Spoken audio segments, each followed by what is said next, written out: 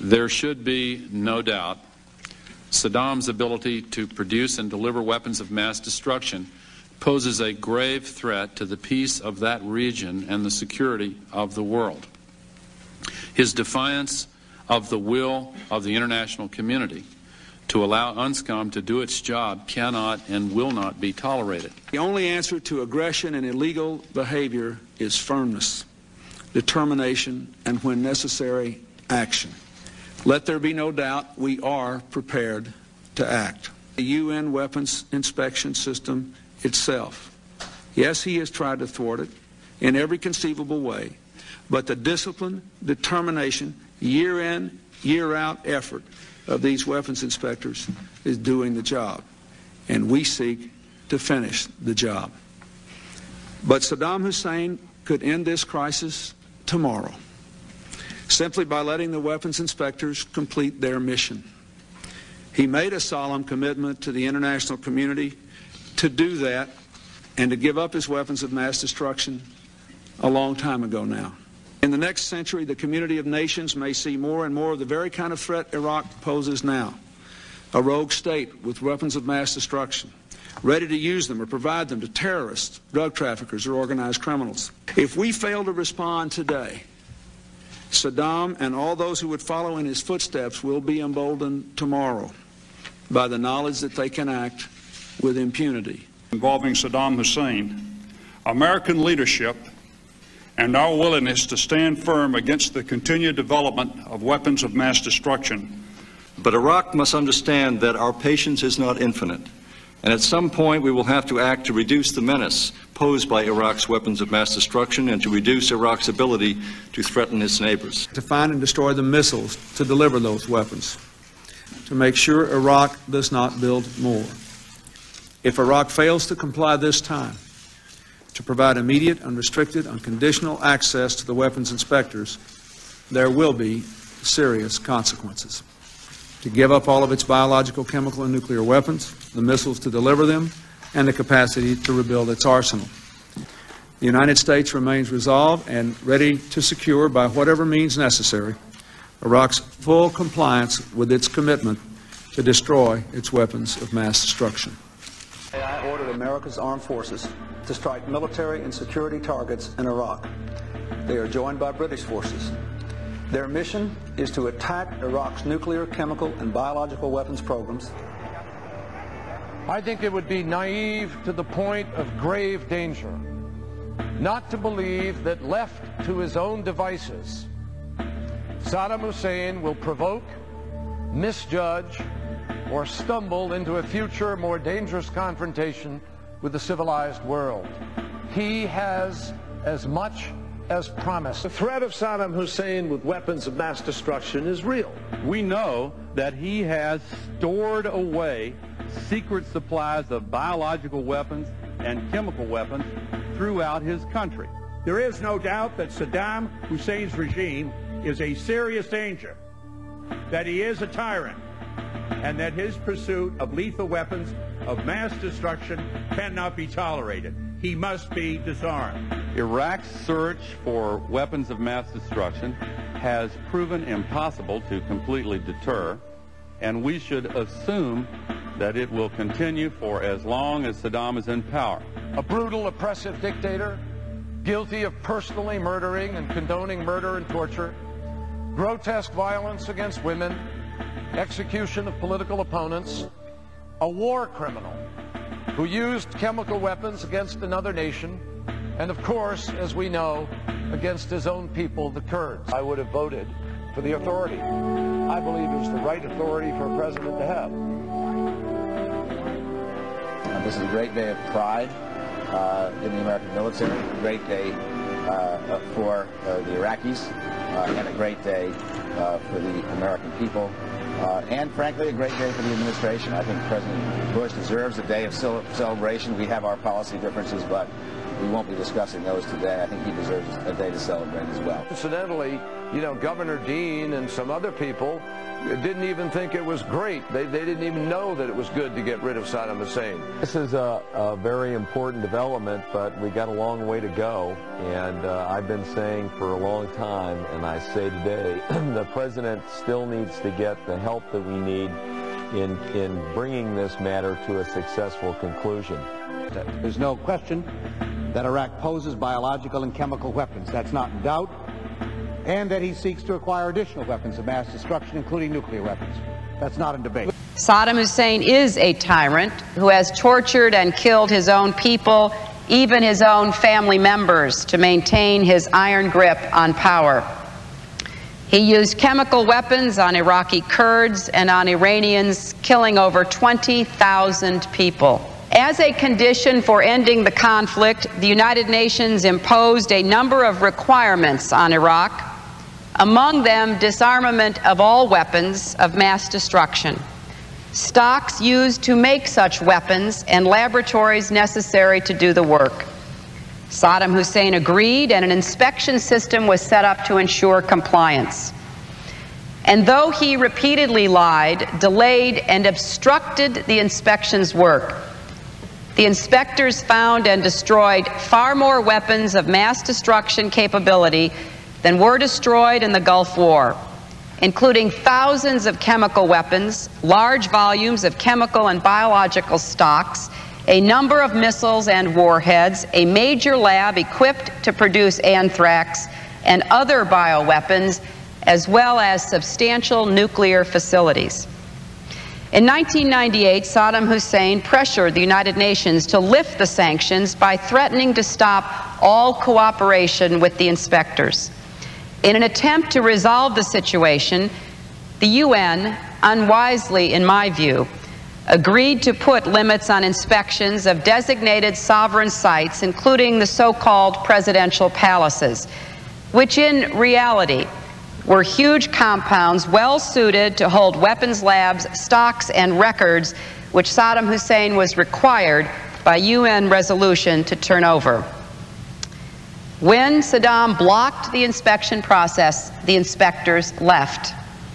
As a result, President Clinton, with the British and others, ordered an intensive 4-day air assault, Operation Desert Fox, on known and suspected weapons of mass destruction sites and other military targets. In 1998, the United States also changed its underlying policy toward Iraq from containment to regime change, and began to examine options to effect such a change, including support for Iraqi opposition leaders within the country and abroad. In the 4 years since the inspectors left, intelligence reports show that Saddam Hussein has worked to rebuild his chemical and biological weapons stock, his missile delivery capability, and his nuclear program. He has also given aid, comfort, and sanctuary to terrorists, including al-Qaeda members, though there is apparently no evidence of his involvement in the terrible events of September the 11th, 2001. It is clear, however, that if left unchecked, Saddam Hussein will continue to increase his capacity to wage biological and chemical warfare, and will keep trying to develop nuclear weapons. Should he succeed in that endeavor, he could alter the political and security landscape of the Middle East, which, as we know all too well, affects American security. Now, this much is undisputed. The open questions are, what should we do about it? How, when, and with whom?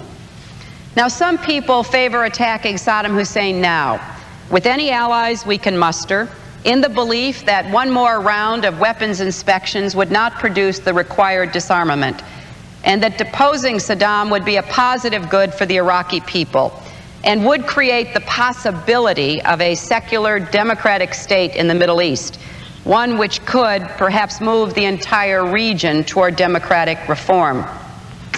Now, this view has appeal to some because it would assure disarmament, because it would right old wrongs after our abandonment of the Shiites and Kurds in 1991, and our support for Saddam Hussein in the 1980s when he was using chemical weapons and terrorizing his people, and because it could give the Iraqi people a chance to build a future in freedom. However, this course is fraught with danger. We and our NATO allies did not depose Mr. Milosevic, who was responsible for more than 250,000 people being killed in the 1990s.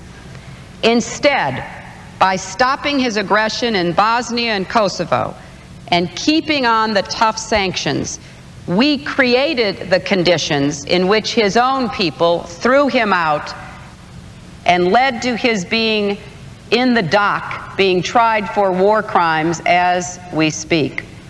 If we were to attack Iraq now, alone or with few allies, it would set a precedent that could come back to haunt us. In recent days, Russia has talked of an invasion of Georgia to attack Chechen rebels. India has mentioned the possibility of a preemptive strike on Pakistan.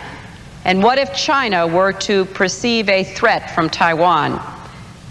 So, Mr. President, for all its appeal, a unilateral attack, while it cannot be ruled out, on the present facts is not a good option. Now, others argue that we should work through the United Nations and should only resort to force if and when the United Nations Security Council approves it. Now, this too has great appeal for different reasons. The UN deserves our support. Whenever possible, we should work through it and strengthen it, for it enables the world to share the risks and burdens of global security, and when it acts, it confers a legitimacy that increases the likelihood of long-term success. The UN can help lead the world into a new era of global cooperation, and the United States should support that goal. But there are problems with this approach as well. The United Nations is an organization that is still growing and maturing. It often lacks the cohesion to enforce its own mandates.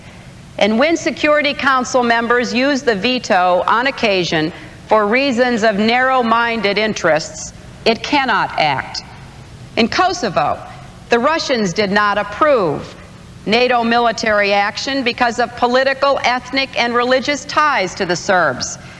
The United States, therefore, could not obtain a Security Council resolution in favor of the action necessary to stop the dislocation and ethnic cleansing of more than 1 million of Kosovar Albanians.